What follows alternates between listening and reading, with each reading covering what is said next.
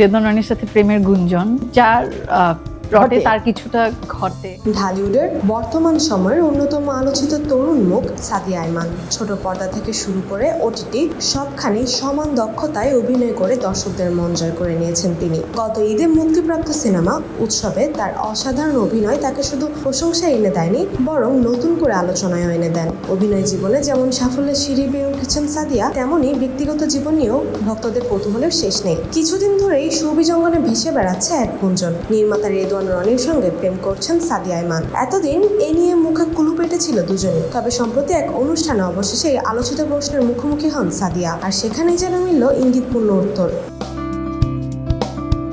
অনুষ্ঠানের এক পর্বে কাচের জার থেকে প্রশ্ন তুলতে বলা হয় সাদিয়াকে। প্রশ্নটি ছিল, নির্মাতা রেদওয়ান রনির সঙ্গে আপনার প্রেমের গুঞ্জন, আসলে এখন কার সঙ্গে প্রেম করছেন? প্রশ্ন শুনে কিছুক্ষণের জন্য থমকে যান অভিনেত্রী, তারপর মুচকি হেসে চোখ নামিয়ে দিয়ে লজ্জায় লাল হয়ে বলেন, যা রটে তা কিছুটা হলেও ঘটে। এই একমাত্র বাক্যে যেন দর্শক ও উপস্থাপক সবাই পেয়ে যান উত্তরের আভাস। এরপর উপস্থাপক আরো জানতে চান, বিষয়টা কি তাহলে সত্যি? তখন সাদিয়া আইমানের উত্তর ছিল আরো স্পষ্ট, কিন্তু একেবারে কোমল ভঙ্গিতে তিনি বলেন, আমি ব্লাশ করছি। এতে তো বোঝাই যায় এটা না স্পষ্ট করে বলার কিছু, না ঢাকঢোল পিটিয়ে জানানোর কিছু। কষ্ট করে বলারও ওরকম ভাবে ঢাকঢোল পিটিয়ে কিছু বলারও নাই।